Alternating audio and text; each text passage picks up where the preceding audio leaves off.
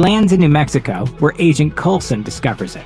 After a bunch of hicks try to yank it out of the ground with pickup trucks, S.H.I.E.L.D. constructs a temporary facility around it. Thor eventually proves himself worthy, regains his hammer, and stops Loki from staging a coup in Asgard. In 2011, a team of Russian oil drillers discovers the crashed Hydra plane in the Arctic and alerts S.H.I.E.L.D. Captain America is thawed out and revived, and after realizing he's in the 21st century, he joins up with Nick Fury's Avengers Initiative. It turns out he was just in time.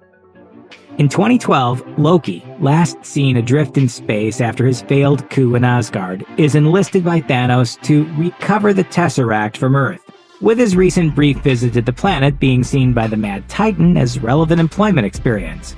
In exchange, Thanos gives him control of the Chitauri, a massive army of hive-minded destroyers which would allow Loki to lay waste to the planet.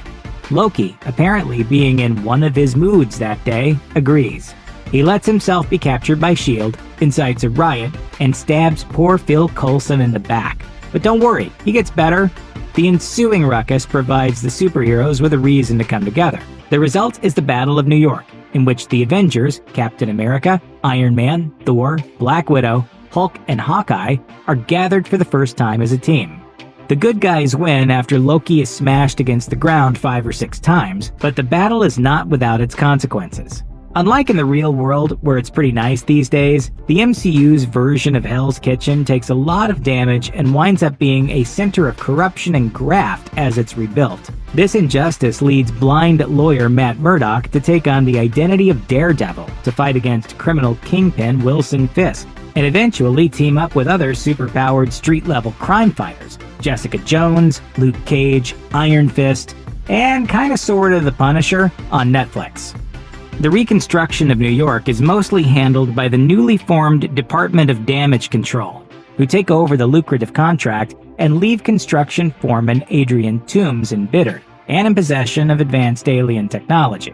While the Battle of New York comes with its fair share of trauma, it also leaves some people inspired. After seeing Clint Barton unknowingly saving her life while battling aliens with a bow and arrow, 10-year-old Kate Bishop decides to take up archery and learn martial arts in an attempt to protect her family against future threats. She turns out to be a gifted, if extremely reckless, prodigy who often damages public property with her trick shots. In 2013, Tony Stark in particular is overwhelmed by the concept of his universe suddenly expanding to include gods, aliens, and other unknowable cosmic forces.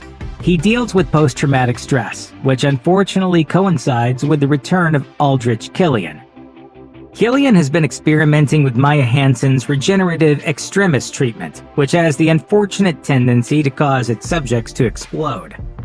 To cover his operations, Killian appropriates Wenwu's 10 rings and creates a fictional terrorist based on Wenwu called the Mandarin, hiring an actor named Trevor Slattery to play him in threatening videos. The plot is uncovered and stopped by Tony and Rhodey. I wouldn't go in there for 20 minutes. In the aftermath, Killian is killed by Pepper Potts, and Slattery gets sent to federal prison, where he's later abducted by the real Ten Rings for impersonating Wenwu. Although Wenwu is intent on killing this strange man who named himself after a chicken dish, he has a change of heart after seeing how good Slattery is at performing Shakespeare, and decides to make him his jester. Around this time, Phil Coulson resurfaces and begins recruiting some additional members into his own Agents of S.H.I.E.L.D. They have their own adventures, including many involving the Inhumans and Ghost Rider, but like the good secret agents they are, a lot of this flies beneath the radar of most major MCU events. Oh, also Malekith comes back and Thor fights him, and Loki becomes the latest in a long line of presumed deaths that actually aren't. He stashes Odin in a retirement home in New York, and then takes his identity, ruling over Asgard and putting on critically acclaimed plays. I'm sorry about that thing with the Tesseract. I just couldn't help myself. I'm a trickster. Yes. In 2014, Hydra's decades-long plot to infiltrate and take over America is finally discovered by Captain America and Black Widow, who also learn that the Winter Soldier is a brainwashed Bucky Barnes. While Cap fights to restore his best friend's memories, the Hydra plot is exposed, and in the aftermath, S.H.I.E.L.D. collapses, leaving the Avengers without the oversight and support of the larger organization. That power vacuum leads directly to Tony Stark and Bruce Banner attempting to create an artificial intelligence that would help protect the world. Unfortunately, they goofed that plan up big time, instead creating a genocidal robot named Ultron, who winds up destroying an entire city, resulting in the breakup of the country Sokovia. Hoping for an ally against Ultron, Tony and Bruce combined the Mind Stone, a synthesized body created by Ultron, and Tony's onboard AI, Jarvis, into a much more heroic AI called the Vision. Also, Scarlet Witch and Quicksilver, two definitely not mutants, join the team. Speedster Quicksilver immediately dies, partly from bullets, but mostly because Disney and Fox were having a problem figuring out the character's film rights. The destruction in Sokovia also kills the family of Helmut Zemo, who then dedicates his life to revenge. Immediately after the battle, the Hulk hijacks a Quinjet and blasts off to space, eventually landing on Sakaar. While all that's going on, Peter Quill is out in space on a job to steal a valuable orb, which, unbeknownst to him, contains an Infinity Stone. That puts him in the sights of both Ronan the Accuser, who's been looking for another Infinity Stone since 1995, and Thanos, who sends Gamora after him. Quill and Gamora wind up running across Drax, a very literal warrior whose family was killed by Thanos, Rocket, a space raccoon who was painfully experimented on and given cybernetic enhancements, and Groot, a tree. After being imprisoned together, the five of them stage a jailbreak, defeat Ronan in a dance-off, recover the Power Stone with the help of the real power, which is friendship, and turn it over to the Nova Corps, a bunch of space cops on the planet Xandar. Shortly thereafter, Thanos attacks Xandar and recovers it for himself. In 2015, an electrical engineer named Scott Lang gets out of prison and stumbles onto Hank Pym's old size-changing equipment. Under the guidance of Pym and his daughter Hope, Lang becomes the second Ant-Man and helps to keep the Pym particles from falling into the hands of an evil arms dealer. More importantly, it's likely somewhere around this time that a kid named Peter Parker is bitten by a radioactive spider, tries to capitalize on his powers by becoming famous as Spider-Man, and fails to stop a robber that later kills his Uncle Ben. None of this is actually covered in the MCU, but you might have seen 5 other movies about it. The following year sees Helmut Zemo's plan to destroy the Avengers reach its fruition, as the world responds to the destruction of Sokovia by trying to install new governmental oversight over the Avengers. Zemo furthers a wedge between Captain America and Iron Man by revealing that Bucky was the one who killed Tony Stark's parents. He also frames Bucky for the assassination of King T'Chaka of Wakanda, leaving the king's son, T'Challa, to take over leadership of the country. Not to mention the identity and powers of the Black Panther. The end result of all of this is that the Avengers break up, the ones loyal to Cap go underground, and T'Challa refuses to give Zemo the death he desires. Fleeing the US after the rest of Cap's team is imprisoned, Natasha Romanoff spends some time in Norway watching James Bond films.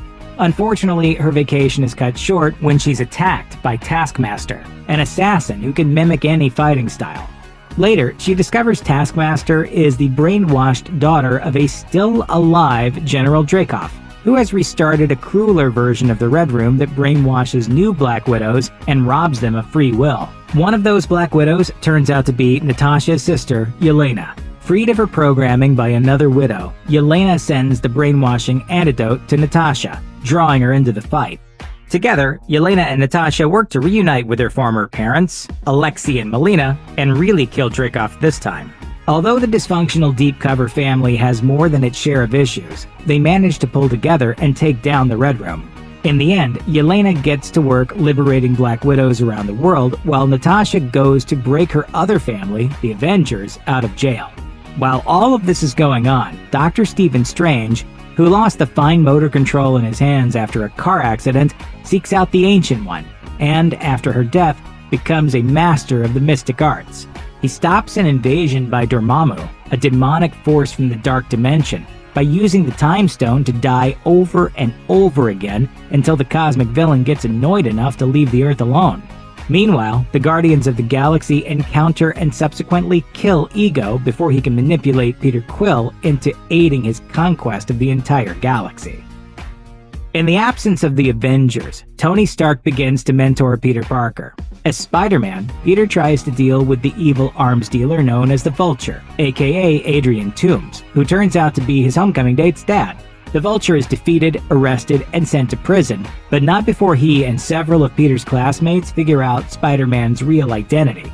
Also, Tony Stark finally proposes to Pepper Potts. Lest you think Peter is the only superpowered teenager in the MCU, over in New Orleans, teenagers Tandy Bowen and Tyrone Johnson acquire powers of light and darkness and become the Vigilantes Cloak and Dagger. Meanwhile, on the West Coast, privileged teenager Alex Wilder and his friends learn their parents are all supervillains who control a powerful criminal organization called the Pride. The kids go on the run, learn many of them have superpowers or connections to advanced technology, and even run afoul of dangerous artifacts like the Darkhold. Sadly, it looks like Peter won't be meeting any of these young heroes, as their worlds are only slightly connected to the MCU.